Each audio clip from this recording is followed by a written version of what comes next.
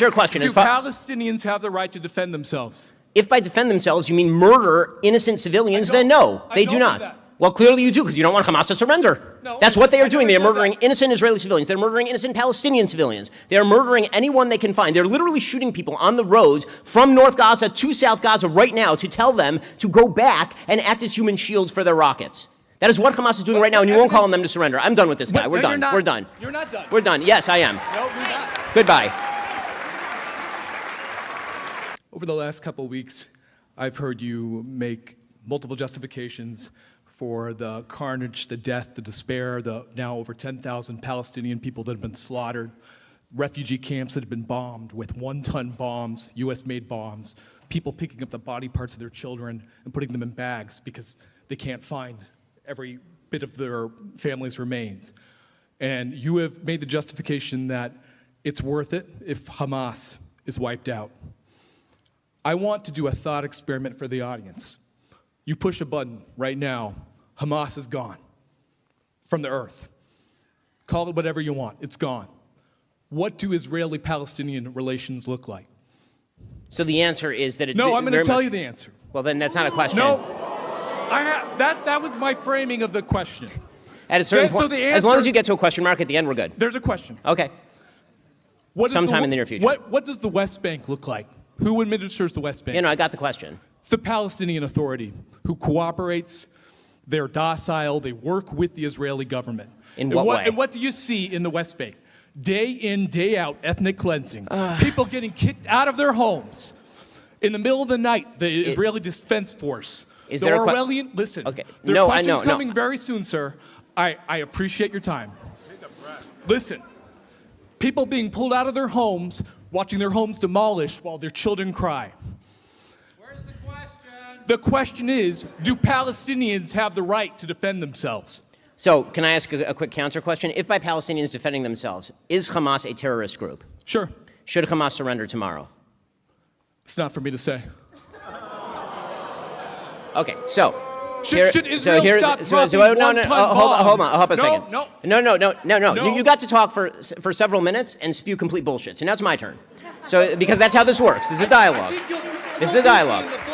No, so let me explain, okay? Here is my perspective. My perspective on this is very clear, which is that what is happening right now in Gaza is horrific and a tragedy, and every ounce of blood that is being spilled is on Hamas. Hamas initiated this conflict. There was a ceasefire all the way up till October 6th. On October 7th, they stormed into Israel, murdered 1,500 people, and took 200 people hostage back into Gaza. They then planted themselves in terror tunnels that they've spent billions of dollars building, that they robbed from their own population, underneath civilian populations, including the Al-Shifa hospital. They have hundreds of thousands of gallons of fuel underneath Al-Shifa hospital being used solely and completely to fund their terrorism. And you say Hamas should not surrender. Now, here's the deal. The minute Hamas surrenders, the bloodshed stops. It is that simple. As far as the Palestinian Authority has on its books laws that pay terrorists who kill Jews. They do get actual stipends that outgross the actual yearly earnings of Palestinians. Don't shake your head at me when what you're saying is factually untrue.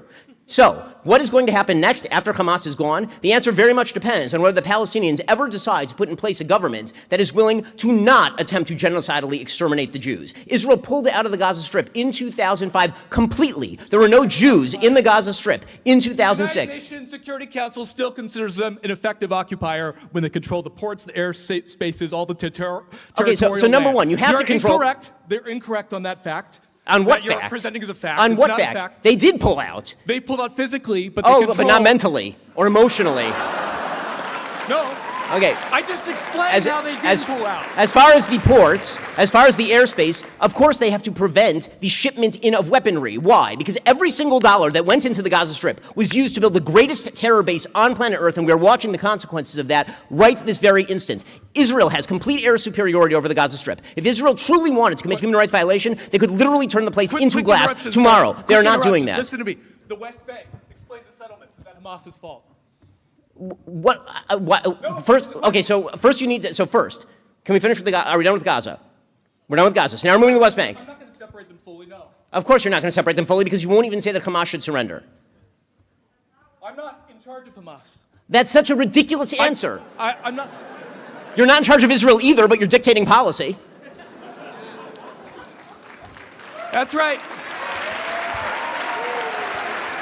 As far, You never answered my question. I'm happy to answer your question. Do Palestinians have the right to defend themselves? If by defend themselves you mean murder innocent civilians, then no, they do not. That. Well, clearly you do, because you don't want Hamas to surrender. No, that's what they are doing. They are said murdering that. innocent Israeli civilians. They're murdering innocent Palestinian civilians. They are murdering anyone they can find. They're literally shooting people on the roads from North Gaza to South Gaza right now to tell them to go back and act as human shields for their rockets. That is what Hamas is doing right now, and you won't call on them to surrender. I'm done with this guy. We're done. We're done. You're not done. We're done. Yes, I am. No, you're not. Goodbye.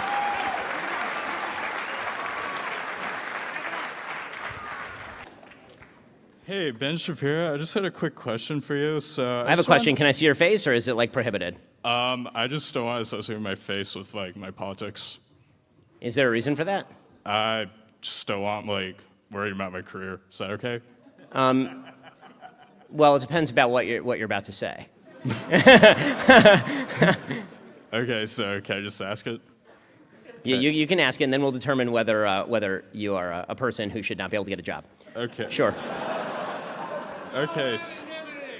So I just want to know, how hard was it to like generate like AI generated images of Hamas? So you should take off your mask now. Twitter? Not really because what you're saying is so anti-Semitic, but just because what you're saying is so unbelievably stupid that I hope employers take a good stock of a person who does something so dumb. So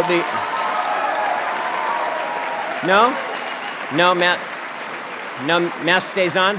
Mask stays on. Yeah, I figured. Okay.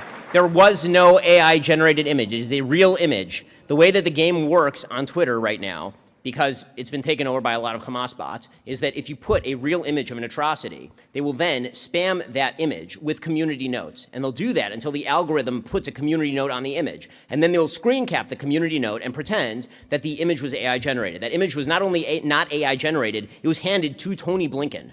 That image was specifically, I wasn't the first person to put it out there. That image was tweeted out by the Prime Minister of Israel. So, like, again, this is the amount of just insane bullshit that's being trafficked in this information war is truly astonishing. And the fact that there are people who don't want to show their faces, but they do want to say things like that, let's just leave it. We'll leave it at that. This does not appear to be a highly intelligent specimen. Okay. Your civilization is better than Hamas's, and it is better than those of the people who sympathize with Hamas, and you should not be shy about that. Your civilization is better in every conceivable way. It is better in terms of freedom. It is better in terms of decency, and it is better materially. Again, you should not be shy about this in any way. Hamas's morality is evil. In the view of Hamas, the ultimate goal is the full destruction of all non-believers.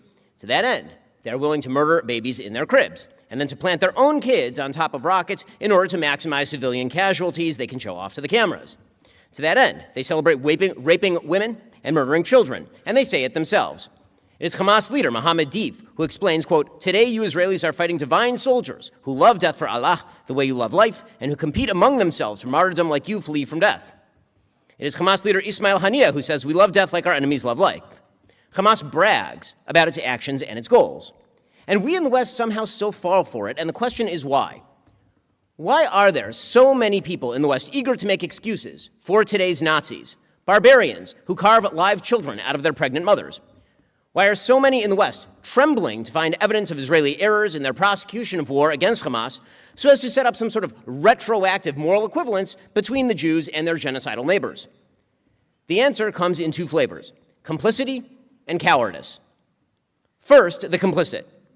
There are those in the West who are perfectly willing to side with Hamas, perfectly willing to parrot all of their evils, to repeat all of their propaganda, all of their lies, because they do agree with Hamas about one key notion: that the West is evil and exploitative.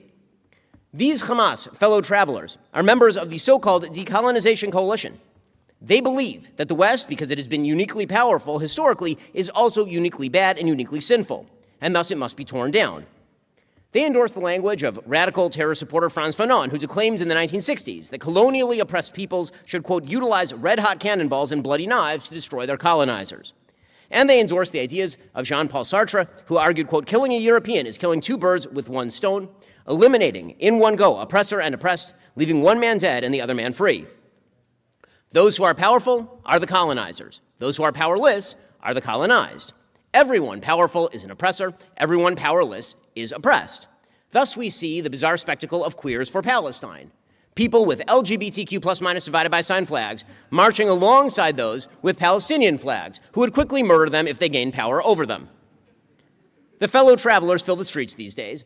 There's a reason the Black Lives Matter movement, with all of its violence and its lies and its falsehoods, declared itself in solidarity with Hamas immediately after the atrocities of October 7th. The coalition is real, and it is, in fact, disgusting. And then there are the cowards. The cowards have spent generations apologizing for Western civilization. They've refused to acknowledge two obvious truths. First, that Western civilization has, of course, committed atrocities and evils in the past. And second, that nevertheless, Western civilization is in fact better than its competitors. All civilizations throughout time have attempted to engage in colonization and exploitation. Only one civilization has spent its own blood to free slaves throughout the world. All civilizations have engaged in ruthless suppression. Only one civilization has spread liberty. All civilizations have engaged in economic imperialism. Only one civilization has spread prosperity. Western civilization is great because it has provided unique good and continues to do so right now. But the cowards refuse to believe that. It seems arrogant. It seems ethnocentric. It seems so passé. It seems discriminatory. And so instead, they create a dream world in their own head in which everybody thinks exactly the same way. Thus, the sins of evil groups like Hamas, those are actually just some sort of rational result of oppression. Wouldn't you also throw a baby in an oven if you were locked in an open-air prison? Well, I mean, perhaps not. Perhaps you would never throw a baby in an oven because you know you don't think like Hamas. But put that aside. Wouldn't you? Maybe. It must be Israel's fault, because if it's not, then perhaps not all civilizations are created equal. Perhaps some civilizations are better than others. And that is not a thought that is allowed. This university, unfortunately, is a good example of this sort of thinking. Directly after the October 7th massacre, the university put out a vague statement saying, quote, "To our students affected by recent acts of violence in Israel and the Palestinian territories, we are here to support you." You know, just recent acts of violence. No one could tell what those acts of violence were, or who had perpetrated them, or what was going on from that statement. Just random acts of violence. Some things, as a famous congresswoman might say, happened to some people. Nothing about Hamas, nothing about the massacre, just violence of some sort anywhere, like might happen on a weekend in Chicago. Eventually, the university put out a longer statement decrying Hamas's terrorism. The chancellor then attempted to beg off commenting entirely, stating, quote, "I am skeptical that those in roles like mine should frequently comment on global or world events," which is super weird because this university has routinely commented on, for example, George Floyd, or the unacceptability of racism against Black Americans, the Black Lives Matter movement. Murder of Jews, however, that's a different story. That's a little sensitive. And then a couple of weeks ago, protesters here gathered to shout a variety of garden-variety Jew-hating slogans, ranging from "Glory to the martyrs" presumably would be Hamas terrorists, to "We will liberate the land by any means necessary," presumably including burning children in their cribs. This university then proceeded to say nothing. Presumably, the university would have had something to say had white supremacist protesters shouted about George Floyd. So why the double standard? Because to declare in favor of Western values over the values of the so-called oppressed would threaten the fundamental tenets of the left. And so Hamas fans must be given moral credibility. The university wouldn't want to come down too hard on the side of civilization. That might look discriminatory. Unfortunately, because of precisely this kind of cowardice, radical anti-Western ideals are now commonplace across this nation. The West has imported hundreds of thousands, if not millions of people into our various countries who hate the West and see it as uniquely evil. You can hear many of them calling for the genocide of Jews in the Middle East. You can see their signs calling for the victory of terrorist groups ranging from Hamas to the Palestinian Authority to Palestinian Islamic Jihad. This is the most dangerous phenomenon in the West, the alliance of the radical, their fellow travelers, and the cowards. But the West does not have to surrender, and it will not.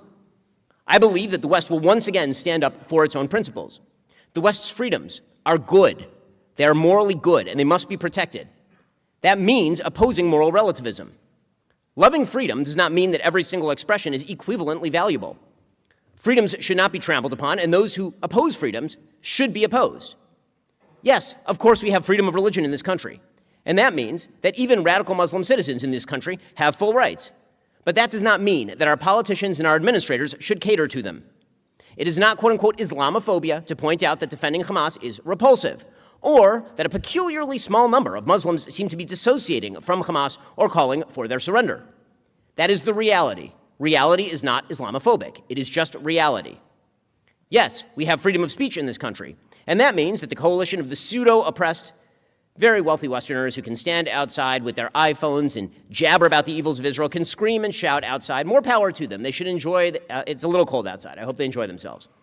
It also means the rest of us can recognize that support for terrorist organizations puts you well outside the so-called Overton window. Nobody has the moral obligation to hire a Hamas supporter. Now, if you're not a citizen, different story.